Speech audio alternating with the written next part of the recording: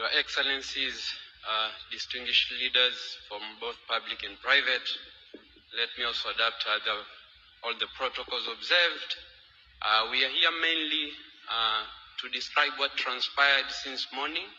We have had a wonderful day. We have had about 4 panel discussion where involved both leaders from private and public, from the government of Tanzania and that of Kenya, with the main theme of unlocking the private sector's growth and investment in our 2 countries. So without taking much, we have categorized the issues that we have observed in 4 categories. The first is the role of the private sector. And then the second, what we require from the government of Tanzania.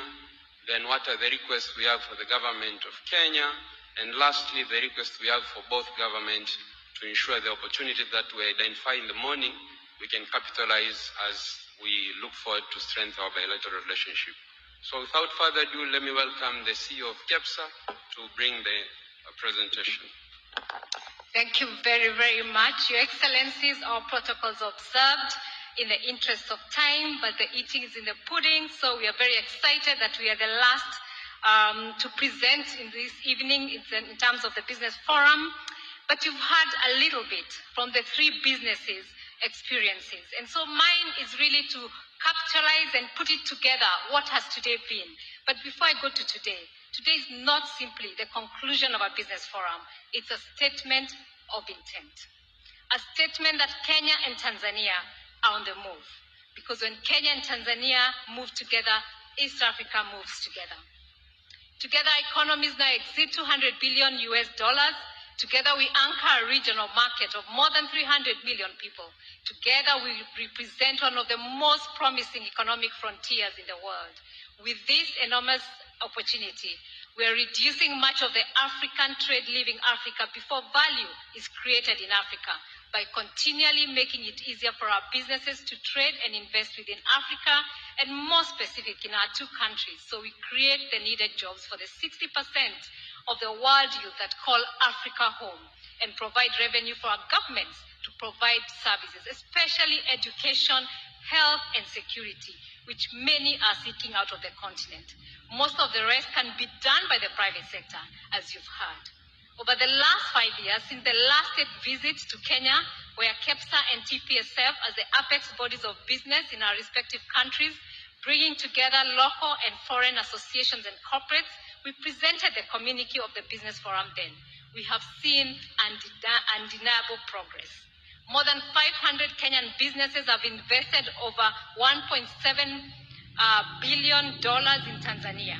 Tanzania investors are making major unprecedented investments into Kenya's manufacturing, energy, logistics, petroleum, media, and capital markets, amounting to over $334.6 million and growing. Banks are expanding, manufacturers are scaling, investors are crossing borders with confidence. This is not theory, this is integration already happening in real time. And it proves an important point. The private sector no longer thinking country by country, it's thinking regionally. East Africa is becoming one market, one production base, one growth story. We commend both governments for the political will that has enabled this progress. When leadership intervened to resolve trade disputes, businesses responded immediately. Trade increased, investment accelerated, jobs were created. That lesson is clear. When governments move decisively, as we've heard, economies move rapidly, and we realize the ambitions of creating a common market, that a single EAC commercial system, as has been said, that guarantees East Africans the true freedoms of movements of goods, services, labor, and capital. Your Excellencies, the partnership between the private sector in both countries has also matured significantly. What began has evolved into coordinated action. We've seen faster resolution of trade disputes, stronger public-private engagement, and in Kenya, our presidential roundtables are the hallmark of the progress we've made from business as the engine of economic growth to private sector-led development. Improved coordination through the East African Business Council as the focal points of our EABC of our representative countries. Greater investment confidence, and importantly, efficiency gains at the Namanga one-stop border post. What remains? Today we constantly heard from the different panels all day that the barriers that remain are costing East Africa growth every single day. Non-tariff barriers continue to disrupt trade.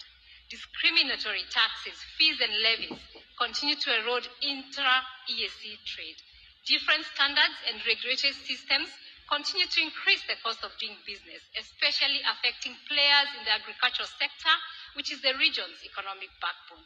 Border delays, which continue to undermine competitiveness. Businesses continue to struggle with overlapping taxation, licensing, and custom procedures. These are not administrative issues, Your Excellencies. They determine whether a farmer accesses a market, a manufacturer stays competitive, a truck delivers on time, an SME survives, or an investor chooses East Africa. While I'll not read every issue discussed, here are the key outcomes for you, Your Excellencies, that are the most important. For the rest, we shall engage the ministries. But before I read that, let me start with the private sector commitment. We do commit to have a joint business council to discuss our business issues and to increase our business between the two countries. We do commit to lobby our governments to not put any more NTBs and to resolve the ones that are there, because we know many of these NTBs come from ourselves as the private sector, lobbying our own governments, and also to facilitate business. We also do commit to do projects, as you've heard, that are joint ventures and to work together. For the Republic of Kenya, this is what we ask. Continued partnership in removing the non-tariff barriers. When we come to you, Your Excellency, and we ask for a tariff to Tanzania, please say no, because we must work together swiftly and decisively. That would significantly reduce the instances of delay in the agro-produce, horticulture, and manufacturing sectors. Faster harmonization of standards and customs systems. Tanzania Agro in pharmaceuticals, products approved in Tanzania still face additional verification processes in Kenya, delaying access to market. Mutual recognition would speed up the availability of essential medicines and reduce costs. Stronger facilitation of Tanzanian investors operating within Kenya in the retail space. Tanzanian investors require clear licensing and operation frameworks to scale in Kenya. Streamlined processes would encourage greater two-way investment and economic integration. For the United Republic of Tanzania, this is our ask. Accelerated harmonization of regulatory standards, tax frameworks, custom clearance, and single custom territory.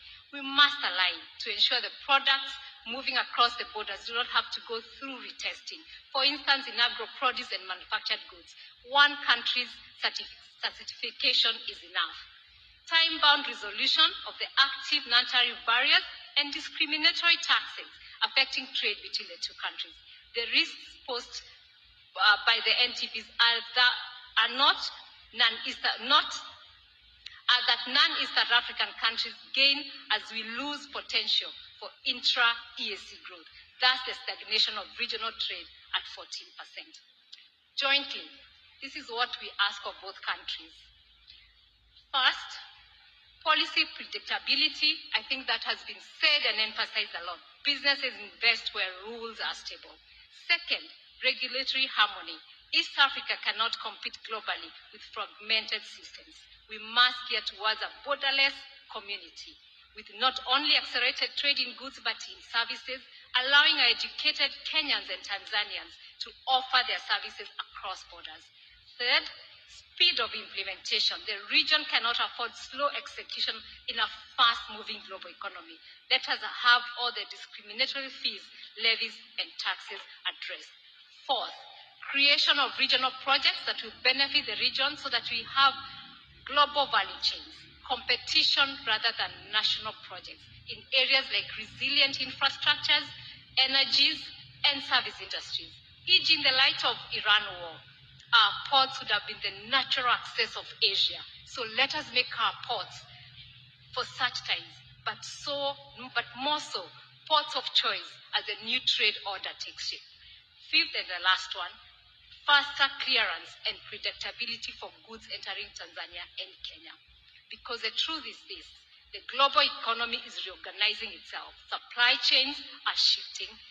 Industrial policies returning. Regional blocs are consolidating.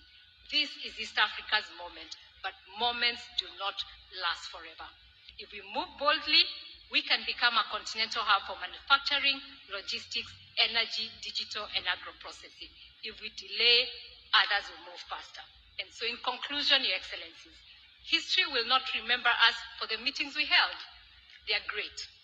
History will remember us for the barriers we removed, the investments we unlocked, the industries we built, the jobs we created, where the young East Africans found opportunities within our region instead of outside it.